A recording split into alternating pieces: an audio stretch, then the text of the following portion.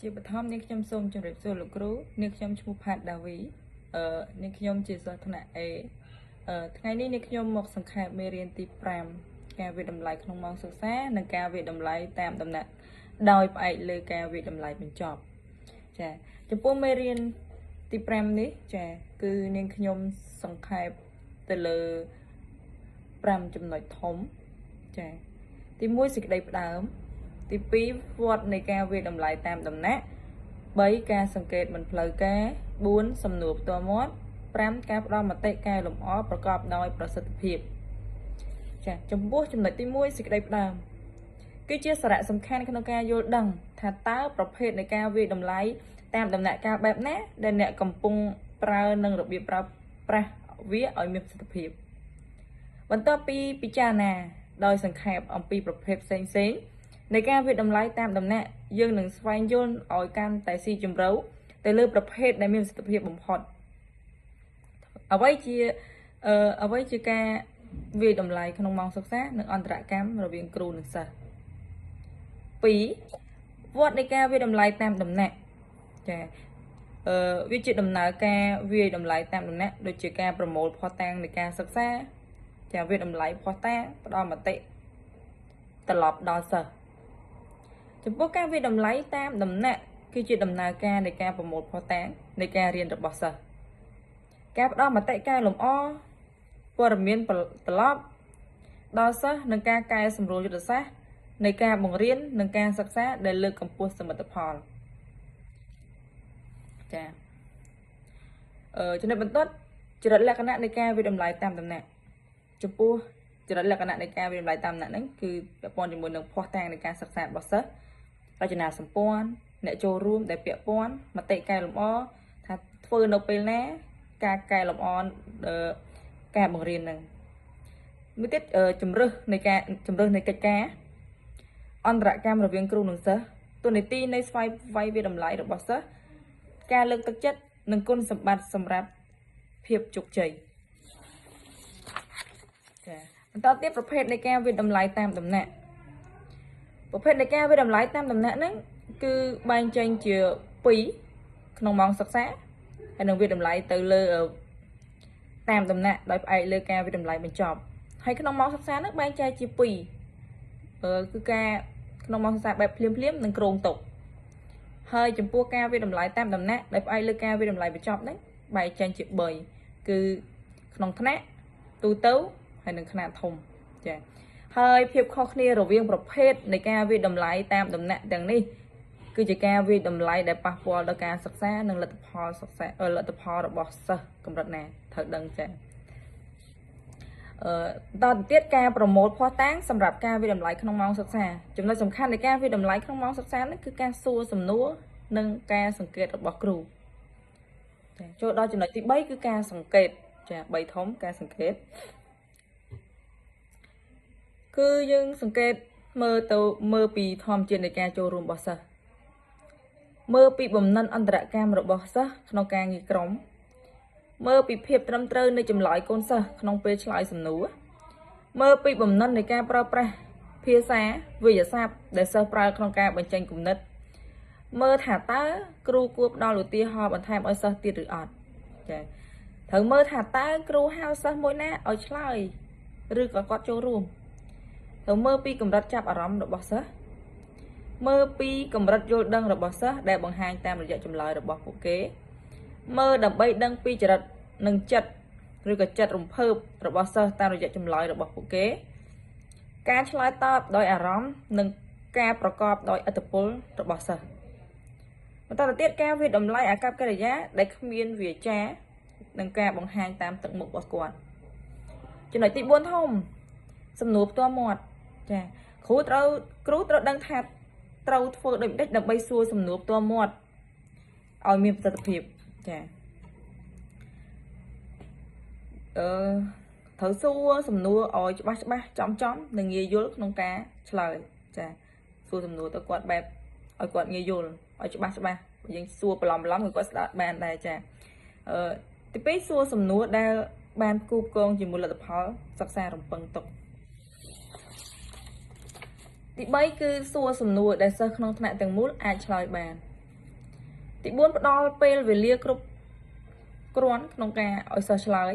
5ផ្ដល់ពេលវេលាគ្រប់គ្រាន់ក្នុងការឲ្យសិស្សឆ្លើយ6ជៀសវាងសំណួរទម្រង់បិទបាទចាស់ឬទេប្រើសំណួរប្រដេញបន្តពីចម្លើយនឹងរបស់សិស្សជៀសវាងសួរសំណួរដែលសិស្សដឹងចម្លើយហើយសួរសំណួរតាមលំដាប់លំដោយសមរម្យចា៎ចំណុចទី5ធំគឺការផ្ដល់មតិកែលម្អប្រកបដោយប្រសិទ្ធភាពនៅក្នុងនោះដែរគឺមានចែកចេញជា3ចំណុចដែរចាប្រភេទនៃការផ្ដល់មតិកែលម្អគឺការពិនិត្យមើលចាទី2ប្រភេទនៃការផ្ដល់ព័ត៌មានត្រឡប់ដូចជាការប្រយាយលម្អិតទី3គឺការកំណត់ពីធម្មជាតិនៃការផ្ដល់មតិកែលម្អប្រព័ន្ធមួយចំនួនឬក៏ពេលវេលារបៀបផ្ដល់មតិកែលម្អនិងអ្នកស្ដាប់ឬក៏ប្រភេទនៃកិច្ចការហើយបន្តទៅទៀតនៅក្នុងចំណុចនឹងដដែលចាចំណុចប្រភេទនៃការវិតម្លៃតាមដំណាក់ផ្អែកលើការវិតម្លៃហ្នឹងចែកចេញជាច្រើនទៀតចាដូចជាលំហាត់ដែលមានរចនាសម្ព័ន្ធបុរេតេសចាកិច្ចការផ្ទះកិច្ចការក្នុងថ្នាក់សំណួរខ្លីៗនិងសំណួរតេស្តការវិតម្លៃរួមគ្នាឬក៏ការវិតម្លៃវឌ្ឍនភាពរបស់សិស្សបន្តទៅទៀតការផ្ដល់មតិត្រឡប់ចាការផ្ដល់មតិត្រឡប់ហ្នឹងជំហាន3ដែលអាចជួយគ្រូឲ្យសន្មត់ទុកជាមុនពីធម្មជាតិនៃការផ្ដល់មតិគឺទី1ត្រូវយល់ពីលទ្ធផលរំពឹងទុកនៃការសិក្សាសិនចាត្រូវយល់ដឹងមុនសិនចាទី2គឺដឹងពីកំហុសរបស់សិស្សដែលអាចនឹងកើតមានទី3គឺបង្កើតគំនិតក្នុងការផ្ដល់ព័ត៌មានត្រឡប់ចានឹងចំណុចបន្តទៀតការកែលម្អការបង្រៀនក្រោយផ្ដល់មតិត្រឡប់គឺជាការសិក្សាប្រកបដោយសមត្ថភាពការឆ្លើយតបដោយមានអន្តរាគមន៍ការបង្រៀនដើម្បីឆ្លើយតបភាពខុសគ្នារបស់សិស្សវឌ្ឍនភាពសិក្សារបស់សិស្សនិងការកែលម្អការបង្រៀនសារចុះឡើងច្រើនដងចា៎ហើយចំពោះការកែលម្អការបង្រៀនសារចុះសារឡើងច្រើនដងហ្នឹងគឺវាចែកចេញមានប្រភេទដូចជាការអានឧទាហរណ៍ថាការអានឲ្យសិស្សអានអត្ថបទបន្ថែមអំពីខ្លឹមសារមុខវិជ្ជាដែលនៅមានបញ្ហាមានន័យថាគាត់អត់ទាន់ច្បាស់គាត់អត់ទាន់ចេះចាឲ្យគាត់អានបន្ថែមប្រភេទបន្ទាប់គឺការបង្រៀនជាបុគ្គលឧទាហរណ៍ថាធ្វើការជាមួយសិស្សម្នាក់ៗដើម្បីរកឧទាហរណ៍បន្ថែមដែលតាក់ទងនឹងខ្លឹមសារដែលគាត់បានរៀនរួចចាប្រភេទមួយទៀតគឺការងារក្រុមតូចចាឧទាហរណ៍ថាធ្វើការជាមួយសិស្ស3នាក់ផ្សេងទៀតអញ្ចឹងសិស្សផ្សេងទៀតដោយសហការគ្នាដើម្បីដោះស្រាយបញ្ហាដែលសិស្សមានដូចជានៅក្នុងមុខវិជ្ជាគណិតវិទ្យាជាដើមចាប្រភេទបន្ទាប់គឺការងារជាគំរូឧទាហរណ៍បង្ហាញពីរបៀបគិតតាមជំហាននីមួយៗដល់សិស្សដើម្បីដោះស្រាយដែលបានជួបប្រទះចាហើយបន្តទៀតគឺការកែលម្អបង្រៀនសារចុះសារឡើងដដែលគឺការសួរសំណួរផ្ទាល់មាត់ទៅសិស្សទាំងអស់ក្នុងថ្នាក់ចាទៅសួរសំណួរបន្ថែមពាក់ព័ន្ធនឹងខ្លឹមសារមេរៀនដែលស្មុគស្មាញបន្តទៅទៀតគឺការយល់ឡើងវិញ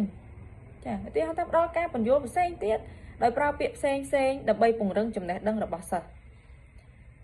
ចំណុចបន្ទាប់គឺពាក់ព័ន្ធមួយសិលឹកកិច្ចការចាគឺផ្ដល់កិច្ចការដែលតាក់ទងនឹងមេរៀនឲ្យសិស្សធ្វើបន្ថែមចាបន្តទៅទៀតការបង្រៀនមិត្តភ័ក្តិ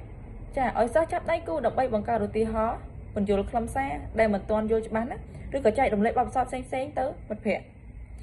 ចំណុចទៅការលក្ខណៈវិនិច្ឆ័យនៃចំណាត់ថ្នាក់ឧទាហរណ៍ថាបង្រៀនឡើងវិញនៅលក្ខណៈវិនិច្ឆ័យដើម្បីប្រើក្នុងការវិតម្លៃសំណេរជាមួយនឹងព័ត៌មានលម្អិតបន្ថែមបន្តទៅទៀតការផ្លាស់ប្ដូរលំដាប់ចាបង្រៀនឡើងវិញនៅនីតិវិធីក្នុងការវិភាគហេតុផលដោយធ្វើការផ្លាស់ប្ដូរលំដាប់លំដោយនៃជំហានហើយបន្តទៅទៀតការរុករកតាមអ៊ីនធឺណិតចាគឺឲ្យសិស្សស្រាវជ្រាវតាមអ៊ីនធឺណិតអំពីខ្លឹមសារដែលតាក់ទងនឹងមេរៀនដែលបានរៀន ព្រោះសិស្សឥឡូវប្រើបច្ចេកវិទ្យាជឿនលឿនអញ្ចឹងគាត់អាចទៅស្រាវជ្រាវប្រព័ន្ធអ៊ីនធឺណិតហ្នឹងឲ្យទៅស្វែងរកមេរៀនខ្លឹមសារផ្សេងៗនៅក្នុងអ៊ីនធឺណិតបានចាបន្តទៅទៀតគឺផែនទីបញ្ញត្តិចាចំពោះផែនទីបញ្ញត្តិហ្នឹងគឺឲ្យសិស្សធ្វើគំនុះព្រៀងនៅមេរៀនដែលបានរៀនដើម្បីពង្រឹងចំណេះដឹងនិងបំណិនរបស់គាត់ចានិងចុងក្រោយគឺឧទាហរណ៍ digital ថ្មីចាផ្ដល់ឲ្យសិស្សប្រើប្រាស់ឧបករណ៍ digital ថ្មីដែលអាចមើលការបង្រៀនឡើងវិញនឹងសួរសំណួរដើម្បីផ្ទៀងផ្ទាត់ភាពស្ទាត់ជំនាញរបស់សិស្សចាអញ្ចឹងការសង្ខេបមេរៀនរបស់នាងខ្ញុំការសូមចប់សូមអរគុណលោកគ្រូ